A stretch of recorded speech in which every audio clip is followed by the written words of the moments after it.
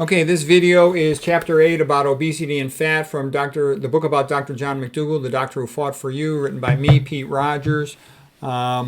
He referred to the losing weight as the Battle of the Bulge, like a reminder of the Germans at near the end of World War II, around France there in Belgium. Okay, so the struggle to control one's weight, the Battle of the Bulge. And this is also from Dr. McDougall's newsletter, February 2006, where he says moderation is impossible for passionate people. Okay, he says, have you ever seen a smoker quit by cutting down? I haven't. Have you ever heard of an alcoholic who sobered up by switching to beer? I haven't. The only effective means to overcome these destructive habits is to remove the powerful substance from the person's life. Extreme change returns tremendous rewards. Eating the low-fat vegan diet, a person loses weight faster and it's sustainable. That's why, yeah, big change is better than a small one, because with a big change you get the results. Otherwise, the small one, you're like, why bother? Okay, McDougall continues. Throughout my entire life, I have been enthusiastic about everything. I was born this way.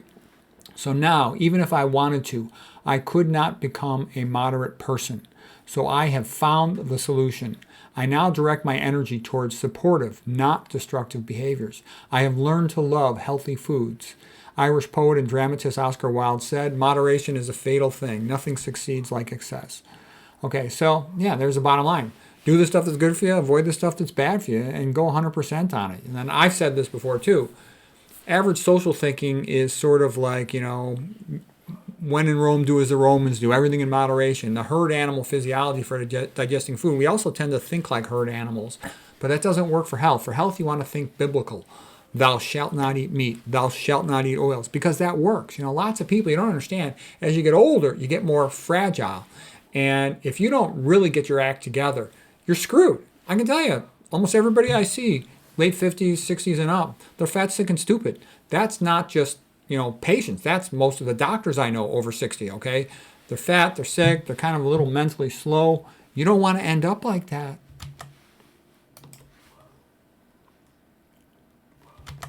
And the only way you're not going to end up like that is you got to make a dramatic effort, different than the average person. Okay, but Dr. McDougall continues. Health is attractive. Men and women want to mate with the healthiest person possible. Good health suggests the parent will be around longer and able to provide a safe shelter and adequate food for the children. Good health predicts longevity. Testosterone is 13% higher in male vegans than in meat eaters. Men who consume meat and dairy are more likely to become impotent earlier in life. The obesity tissue has more aromatase enzyme making estrogens. Plus, you got more atherosclerosis plugging up the arteries to the Johnson. The pudendal arteries to the Johnson are only 1.5 millimeters in diameter. Pretty small, easy to plug that up with atherosclerosis. Okay, low-fat diets lead to better blood flow, to better tissue oxygenation, and this gives the skin a glow of vitality. That is attractive. Okay, a healthy-looking person looks attractive. That's why all these athletes, like these Olympic athletes, why they're so attractive. They just radiate health and vitality. Low-fat vegan diet also reduces the risk of acne. They make you better looking. Animal protein has more sulfur-containing amino acids like methionine and cysteine. These lead to bad breath, which is called halitosis. Also, the sulfur gets into the blood. You exhale it, so it's going to give you bad breath. There's nothing you could do except stop eating that stuff. That's another reason why Dr. McDougall sometimes jokes about eggs. He says people think eggs are a healthy food. They're a terrible food. Eggs are what you feed to animals to cause atherosclerosis, and they got tons of sulfur in them, giving you bad breath, make you smell bad. Okay, for this chapter, I watched the videos about obesity and dietary fat at the Dr. McDougall YouTube channel. By the way, I usually put the video titles and the newsletter titles in blue ink, so you'll set them apart. Okay, here's Dr. McDougall continuing. The fat you eat is the fat you wear. It goes from the lips to the hips. The primary purpose of fat is for storage, for the day when you have no food. It moves so effortlessly from your gut to your body that I can tell what type of fat you eat with a biopsy needle. I can biopsy your buttocks, and the type of fat will match what you eat. Yeah, fat is just readily absorbed and bulk. That's different than, let's say, a protein. A protein has to be broken up into its individual amino acids, okay? Okay, saturated fat and cholesterol are euphemisms for animal foods. And they did that when they told people about what you should reduce. Say reduce saturated fat. They're not going to come out and say reduce animal foods. The corporations that make them and promote them, they're not going to allow that. They're going to lobby and negotiate to make sure that's not said. But that's what it's meant when it says reduce saturated fat and cholesterol. It means reduce animal foods. Complex carbohydrates is a euphemism for starch. When you say complex carbohydrate, people tend to not know what you're talking about. You say starch, and they're more likely to know what you're talking about. Starch is a Germanic root word for something meaning strong or stiff, to strengthen and stiffen, which you get the idea of starching your ironing, but it also means with food, polymer of glucose wrapped in fiber, okay?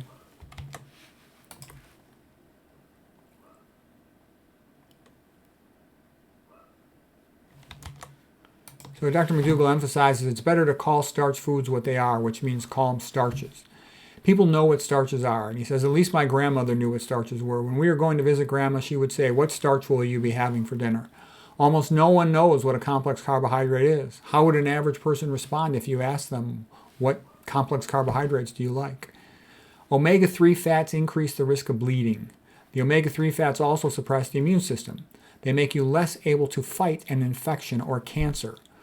Omega-6 fats and oils are even more toxic to the artery than a saturated fat. I would say about omega-3 fats, they don't cause much of a change in bleeding. I was an imaging-guided surgeon before I became a neuroradiologist, and I did many thousands of procedures, and I can tell you, I never once had a bleeding problem from people on omega-3 fats. I never once even saw significant abnormal bleeding. Let's say I'm putting in a portacath or something. It was really a non-issue. Aspirin also was a non-issue. I never had a bleed from aspirin. I can tell you those other drugs like Plavix, that's a big deal. Okay, apixaban, that's a big deal. But never with omega-3s or aspirin. Okay, the two essential fats are omega-3 and omega-6. Both are only made by plants. Fish do not make omega-3 fats. They simply lengthen the fats that they get from algae. The fish get them from eating algae and seaweed. All free oils, and by the way, a lot of people ask me if I like algae and seaweed, and my answer is no, I don't, because almost everything in the ocean and the lakes, unfortunately, we use them as a sewer, so they're full of toxic chemical contaminants. There's some algae that can make domoic acid, which is a really powerful excitotoxin, so I would never eat that stuff. I know a lot of people think that that's a good thing. And maybe there is a way to make it less bad, but, again, like the Goldhammer quote, just because something's less bad doesn't mean it's good. I don't see a need to pursue those things. Okay, Dr. McDougall continues. All free oils are highly processed foods and should be considered drugs, not foods. All drugs have adverse side effects. Oil is 9 calories per gram. That's the highest possible caloric density. Starch is only 1 calorie per gram. So oil is 9 times more caloric density than starch. That's telling you something. That's why the oils are so bad. That's one of the many reasons. Free oils are added to processed foods to get stuff to stick to them, to stick all the junk together. When you put oil on French fries, it gets the salt to stick to the French fries. You put oil on a donut, and it gets the sugar to stick to it. These free oils are toxic, and they cause increased risk of cancer. They also are atherogenic, hypoxic, and they increase your risk of dementia.